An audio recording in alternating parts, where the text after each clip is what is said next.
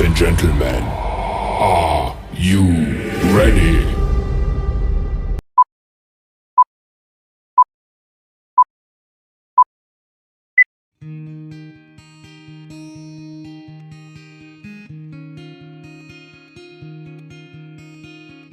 Assalamualaikum warahmatullahi wabarakatuh. Halo teman-teman, perkenalkan nama saya Agastya Samaraja Putra Kurniawan dari kelas 11 MIPA 1. Nama saya Muhammad Diaksa. Halo, nama saya Dinda Siti Asyidin. Hai, nama saya Benita Widena Madani. Kami dari kelompok 8. Kami akan menampilkan Buat video pembelajaran Koordinasi mata pelajaran biologi. Yuk, simak video kami.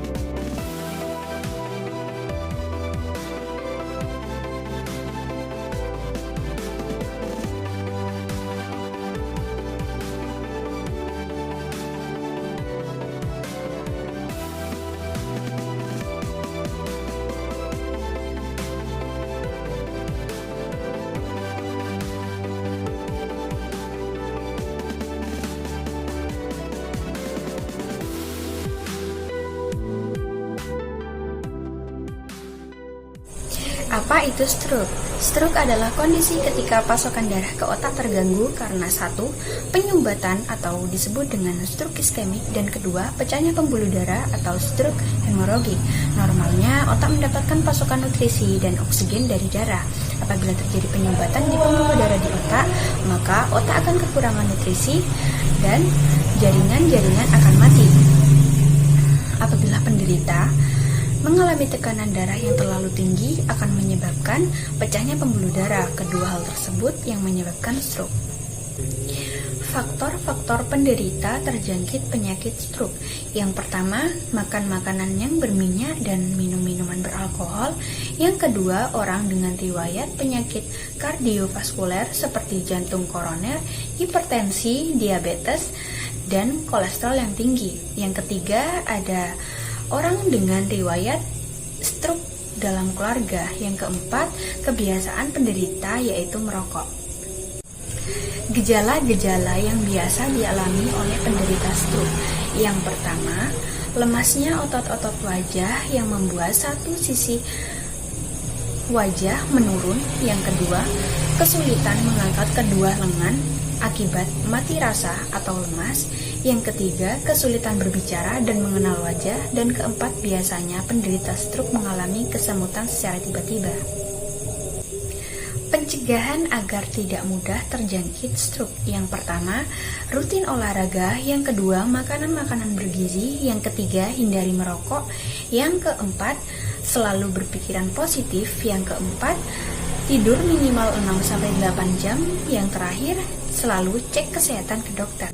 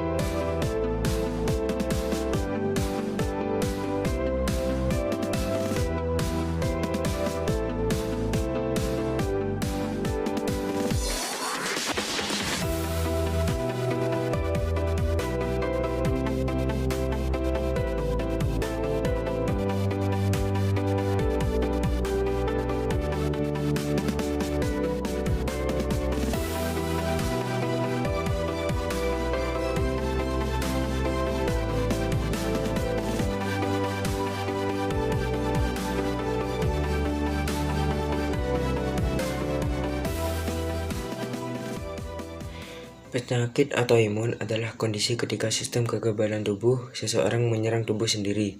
Normalnya, sistem kekebalan tubuh berfungsi untuk menjaga tubuh dari serangan organisme asing seperti bakteri atau virus. Ketika terserang organisme asing, sistem kekebalan tubuh akan melepas protein yang disebut antibodi untuk melawan dan mencegah terjadinya penyakit. Akan tetapi, pada penderita penyakit autoimun, sistem kekebalan tubuh menganggap sel tubuh yang sehat sebagai zat asing. Akibatnya, antibodi yang dilepaskan sistem kekebalan tubuh menyerang sel-sel sehat tersebut.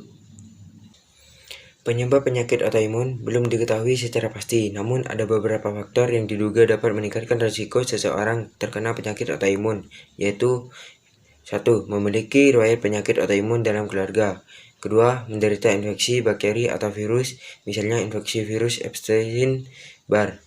Yang ketiga, terkena paparan bahan kimia seperti asbes, merkuri, dioksin, atau pestisida. Yang keempat, merokok. Yang kelima, memiliki berat badan berlebih atau obesitas.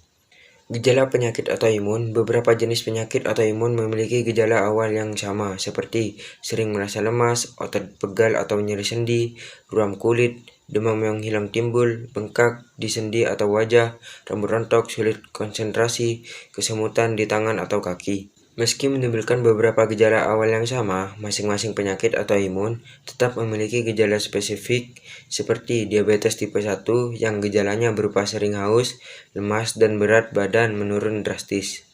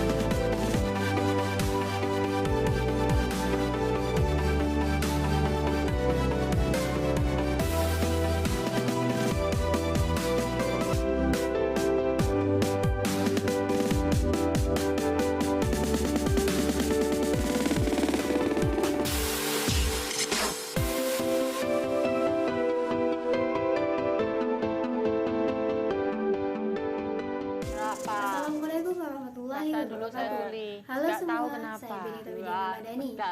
Pada kali ini saya akan menjelaskan mengenai kelainan atau gangguan yang terjadi pada sistem indera, khususnya pada indera pendengaran. Nah, gangguan yang akan kita bahas kali ini yaitu tunarungu atau tuli. Tuli sendiri ialah sebuah gangguan di mana seseorang tidak dapat mendengar jelas ataupun bahkan tidak dapat mendengar di salah satu telinga maupun di kedua telinganya. Seseorang dapat dikatakan mengalami gangguan pendengaran ketika orang tersebut tidak dapat mendengar lebih dari 40 desibel pada orang dewasa dan 30 desibel pada anak-anak. Nah, umumnya kasus ketulian ini tidak dapat disembuhkan. Namun, kasus ini dapat dibantu dengan cara memasang alat bantu dengar atau implan koklea kepada telinga penderita. Selain itu, cara untuk mendeteksi ketulian ini dengan cara melakukan tes acoustic emission atau OEE. Nah, berikut ini beberapa faktor yang dapat menyebabkan terjadinya kerusakan pada telinga atau tuli. Yang pertama yaitu adalah penuaan, di mana semakin tua usia seseorang, maka semakin menurun pula kemampuan dalam mendengar. Yang kedua yaitu adalah kotoran telinga yang terlalu menumpuk. Kotoran telinga yang terlalu menumpuk juga dapat menyebabkan suara yang akan masuk ke dalam telinga menjadi terhambat, sehingga suara tersebut tidak dapat terdengar jelas oleh telinga. Yang ketiga yaitu terpapar suara yang keras dalam jangka waktu yang berlebihan. Yang keempat yaitu faktor genetik maupun keturunan ataupun mereka yang sudah terlahir dalam keadaan tuli. Yang kelima yaitu ada kelainan di bagian wajah, kepala maupun kelainan pada sel saraf, daun telinga dan liang telinga.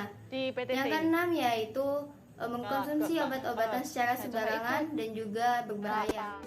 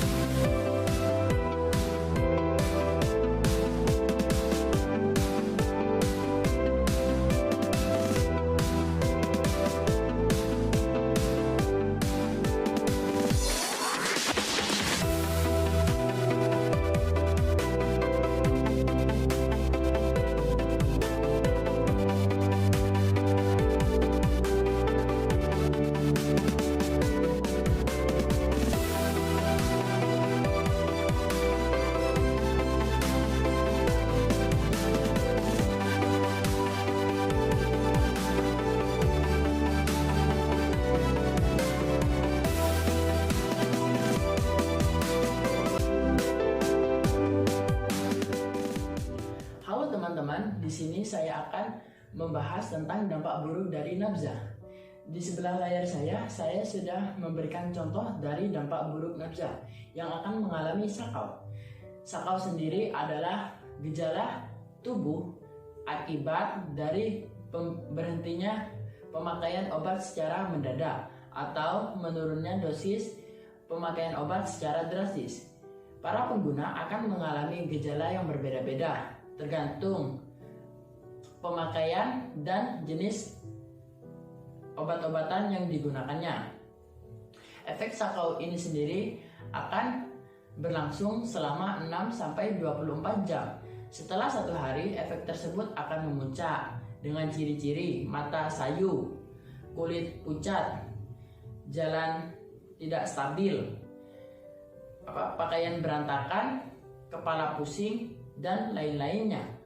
Cara untuk mengatasi efek sakau ini, kita harus membawa para pengguna nabza ini kepada dokter profesional untuk dilakukan rehabilitasi dengan metode detoksifikasi. Detoksifikasi itu sendiri adalah proses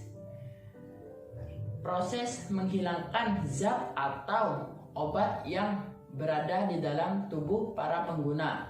Sekian dari saya. Thank you.